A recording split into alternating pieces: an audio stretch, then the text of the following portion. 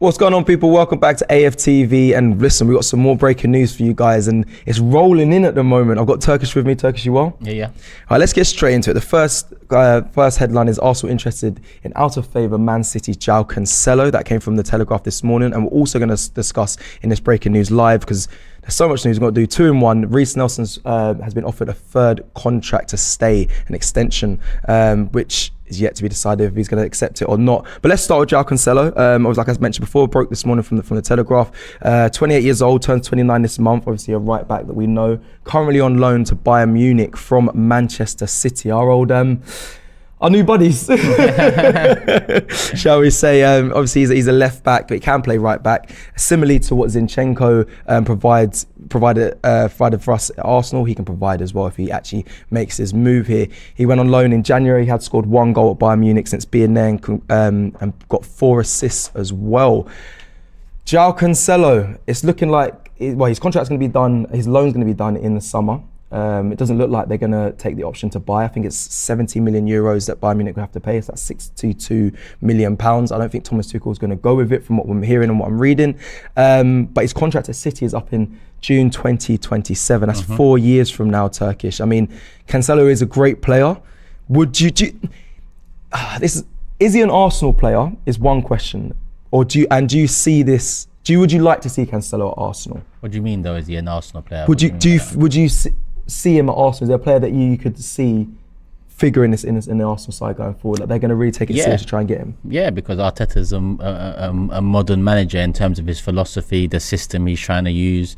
So yeah, I do see him as a potential Arsenal player. Why not? Okay, no, I like that. And I'm going to highlight as well, obviously, Cancelo has been at Man City for 4 years. He was part of the title-winning seasons. He's 2 of them, 2021 and 2022. Obviously, they're on course for the three-peat, as much as it burns me to say that. He played in 2021, 28 games, scoring 2 goals and 3 assists. And then we played the majority of last season, 36 games for Man City, with 1 goal and 7 assists. Now, he has the experience of winning the Premier League. We've lacked that. Yes, we brought in Zinchenko, brought in Gabriel Jesus, but that is experience that we want, especially going into next season, wanting to challenge again for the title. Something that he can provide.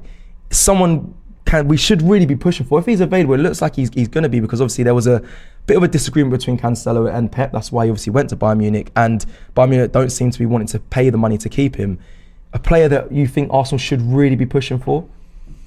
Again, listen, you know what it is, when we discuss Kieran Tierney a lot, I say, maybe next season we bring in a right back that can invert, because then that'll allow Kieran Tierney to start more games too, and it'll allow us more options, because then you have Tierney, Gabriel, Saliba, and then an inverted right back, whether that's Cancelo or whether it's someone else. That will give Arteta and Arsenal more options in terms of the tactical approach to the game, and it also probably give Kieran Tierney some more game time. So yes, if he's available at the right price as well, that's important. That obviously depends on who else is in for him, because if Bayern are not interested in paying 62 mil, I know the loan hasn't gone as well as Cancelo would have liked, Man City probably would have liked. So by right price, I'm looking at 40 to 50 mil. If that's something we can get done, then why not?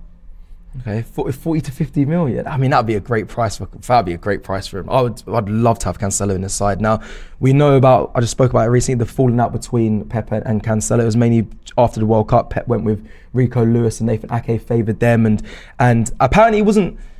It looked more heated at the time. I thought it was a lot more heated, but I don't think it was. I think it was actually a conversation, and Pep just said, listen, this is what I'm going with, and Cancelo obviously wants to play. He didn't say anything bad about the players. He understands that, it's a competitive side, but he wanted game time. As we've been doing many of these breaking news, we did loads yesterday, and it seems like, and of course, every player just wants to play. There's going to be a lot of competition there, but does this bring up an argument or a conversation about, an attitude if he came to Arsenal? He's going to want to be playing majority of the games. Does he deserve that respect if he comes to Arsenal? Will Mikel Arteta allow him to have that sort of, not arrogance, but that confidence to say, listen, I should be playing. I'm come here to play. Well, that's something that they need to talk about if the interest is real. First and foremost, is the interest real? Obviously, there does seem to be some rumours about it all. If the interest is real, that's a conversation that needs to be had, because from what we know about the fallout with Pep and what happened with his Man City situation, it comes down to game time. It comes down to Pep's preference changing post World Cup.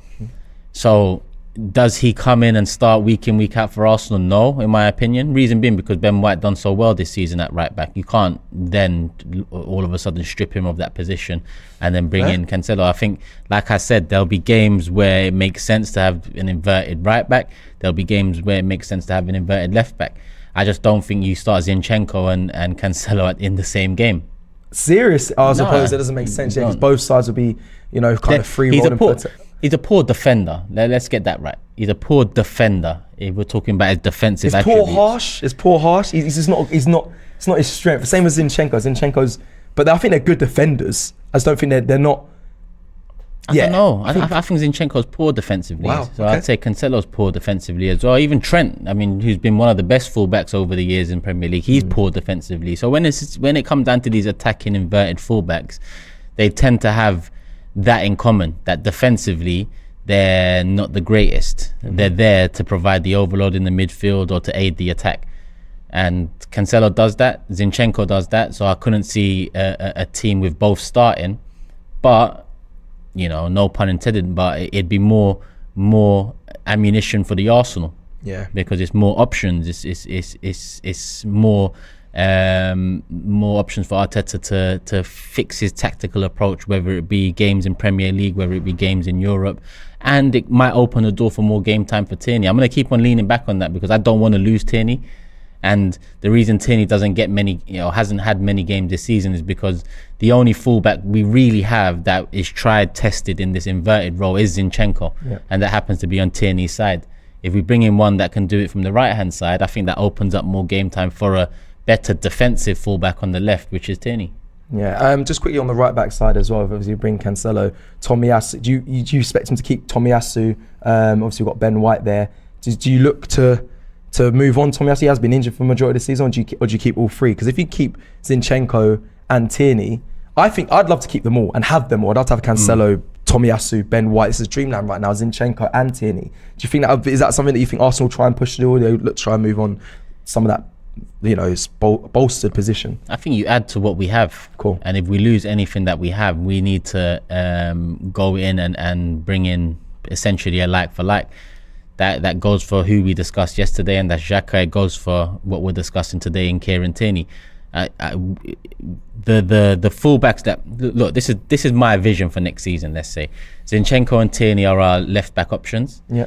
Gabriel and Kivior are the left centre back options. If we are going for a right back, which it seems to be the case, Fresneda, Cancelo being linked, we haven't really been linked to a right-sided centre-back. So if we are going for a right-back, then I'm going to say Saliba and Tomiyasu are right centre-back options. And then the right-back position will be Ben White and Cancelo, or Ben White and Fresneda. Oh, you could, yeah. You have two good players in every position, different players as well in terms of the full-back position, so it gives you that flexibility. True, there's an argument that Tomiyasu could return back to full fitness and play right-back and put Ben White back into centre-back, and then you have Cancelo as well, to be on that right back side. There is a poll in the chat, guys, so do get involved.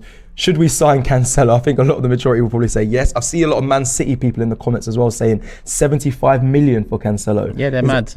They're mad. But to be honest, do they need the money? So if they don't, that's a great point. Yeah, do they really need that high amount of money? And it depends on how Pep sees the situation with Arsenal now. Does he see us as genuine contenders moving forward for the Premier League and other competitions they're in? Does he want to improve the Arsenal side? Does he see Cancelo improving the Arsenal side, or does he know something about Cancelo that we don't? Hence why he was loaned out and they've moved on from, because he has been a quality player for them. Yeah, he has, and I think he is a quality player, and that moves us on perfectly to that. Mikel and Cancelo have worked together briefly when I was at City.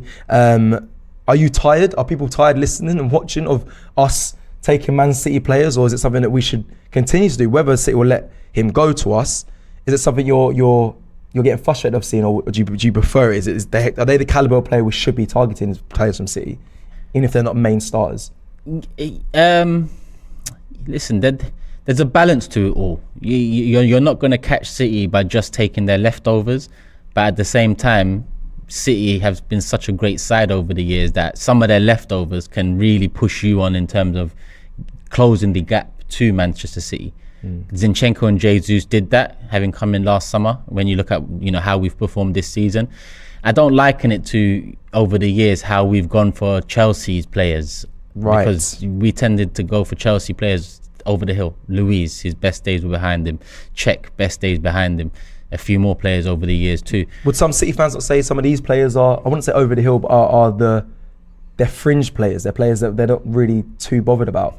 But look how many games Cancelo started last season. I wouldn't call him a fringe player. Even the first half of this season, like, I know he played his part. I remember an outside of the boot assist for Haaland, the ball into the box. So he definitely played his part in the first 14 games leading up to the World Cup. So I think City players know what it is. At the end of the day, they've got a lot of great players. They've got great players on the bench, and great players want to play more games. They're probably finding that with Bernardo Silva over the last couple of years as well. So I don't think City fans will say he's over the hill, especially when you have a couple here saying 75 million is the fee. Because if he was over the hill, then He wouldn't be saying that. 75 million is a hell of a lot. But what is he, 28, turning 29 soon? Yeah. I think it's a player that's in his prime. He's got the necessary experience both in the league and at international level. I think it's an interesting option. It's probably not one that I would have gone into the summer saying, yeah, let's go get Cancelo. But with the links slowly but surely, making its way to the forefront of social media and the journals, I'm not against it. Again, I'm with whatever Arteta wants to do. If Arteta sees a place for Cancelo in the team, I've seen enough from Cancelo to know that he would be a good addition. But I've also heard enough about Cancelo to know there's a risk factor to it. That's why the necessary conversations need to be had. But I think Arteta's kind of meticulous like that. He will have these conversations, or we will have these conversations if we are actually interested. Okay, well, I'll hold on to what you said there. I'm with what Mikel Arteta wants to do. Reiss Nelson, third offer to extend his stay at Arsenal. Mikel Arteta clearly wants him to stay.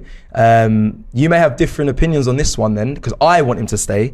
But yeah, Reiss Nelson, he's been offered 2 contracts already, an extension on his contract. He's refused 2. He's been offered a third that's come out today. Obviously, the 23-year-old, he's a right winger. Saw him cover Xhaka. I'm sure many people remember the winner that he scored against Bournemouth. I think everyone goes to that. He also scored 2 against Nottingham Forest. He scored 3 goals this season and 2 assists. And then, in the reverse fixture actually to Forest that we play on Saturday.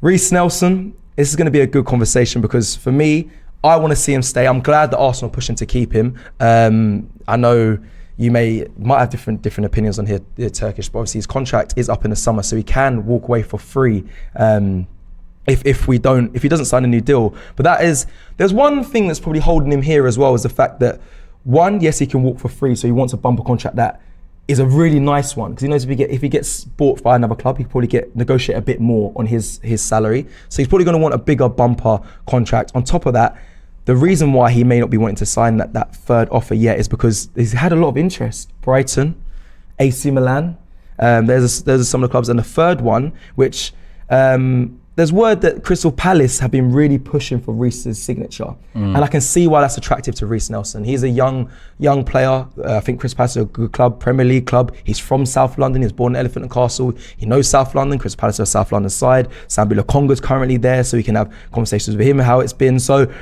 I think that does suit Reiss Nelson. I'm glad Arsenal are pushing for them. And I don't know if he's a player that you'd want to see move on. And it probably would be a quite good fee, because these clubs that we're talking about aren't little clubs in my opinion.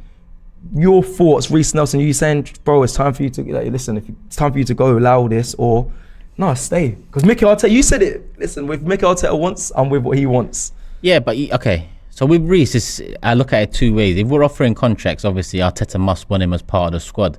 But when you look at his game time throughout the season, and the chances Mikel had to bring Reiss on for a Xhaka, for example. I know Reiss has come on the left-hand side and he's done well, but moving forward, I look at the left-hand side and I say Martinelli, Trossard. That's moving forward. So I look on the right-hand side and say Xhaka, and we need to bring someone in to compete with Xhaka, to push Xhaka, to rotate when necessary. Reiss has come off the bench and he's done well here and there across the season. Has he done enough for me to say without a shadow of a doubt he deserves a contract? No, in my honest opinion.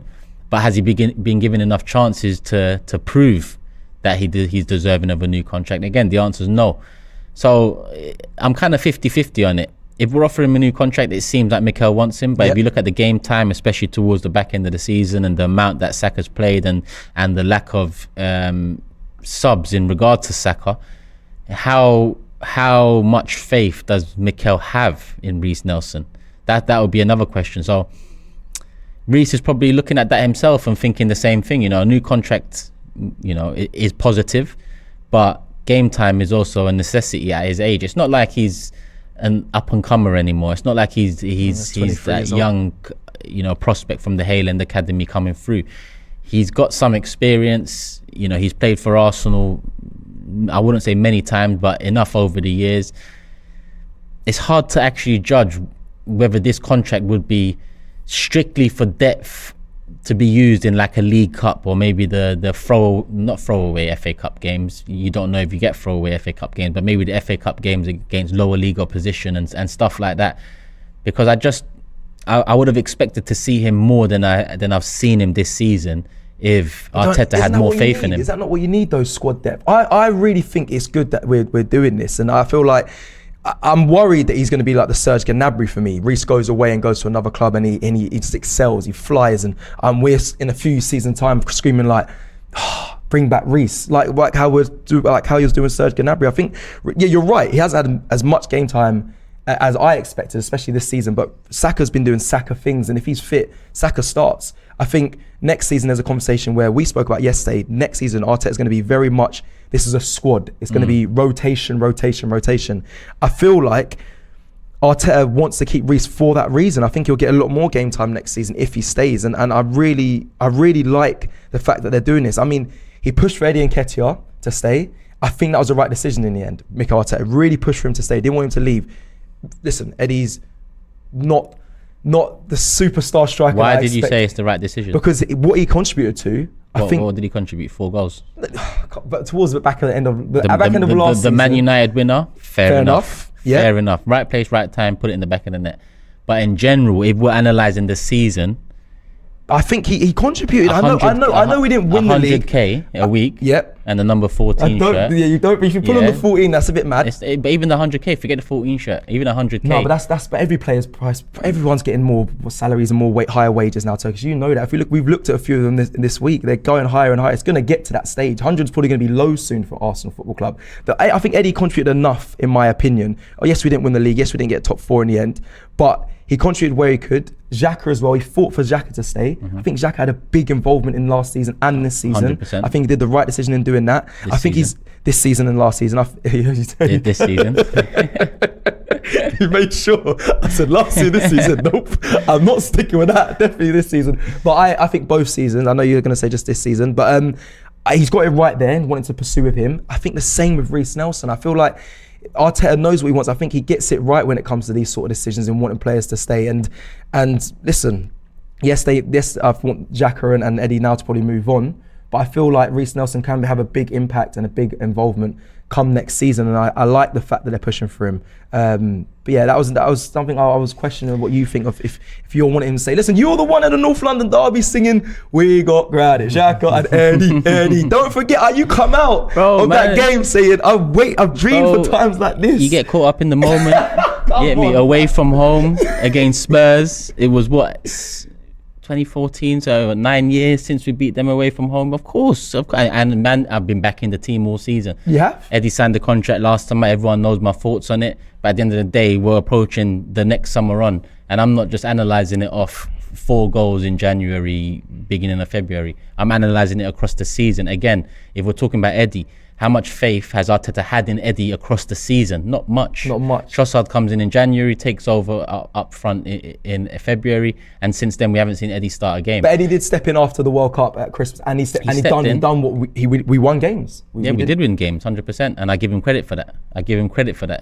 He put some chances away, but at the end of the day, my question is how much faith has been shown in him? How much faith has been shown in Reiss Nelson?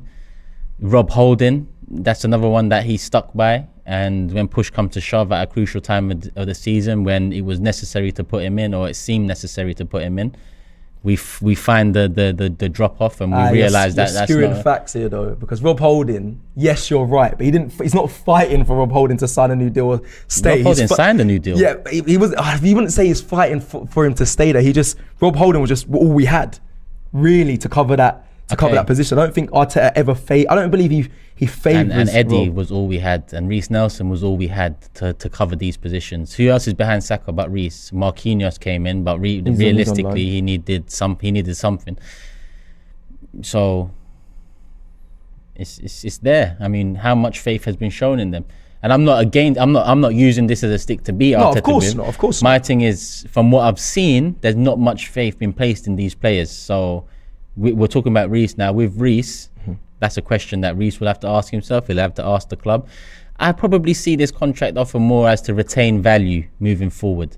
Right. And the more or the lack of seeing Eddie as much as I would have thought, having been given the 14 shirt and the 100k contract this season, it probably leads me to believe that the new contract last season was to retain some value moving forward, to be able to get something for him and reinvest, more so than seeing a long-term future at the club. I didn't even look which at it. is not necessarily a bad thing. It's not a bad thing. I hadn't even looked at it like that. And that's a very good point. That's a very good point, because like we just mentioned, in summer he walks away for free. And with all this interest from other clubs, Arsenal might be looking to do that. That is the business. That would upset me, but that is the business of football. That is probably a move that they might be actually considering massively. I feel like Arteta would want to keep him, but I wouldn't mind if Reiss signs a new contract. But then next season, I'd expect more faith to be shown in him. Cool. You know, look at the last 6 weeks or so. Saka's needed to either, being rested, rotated,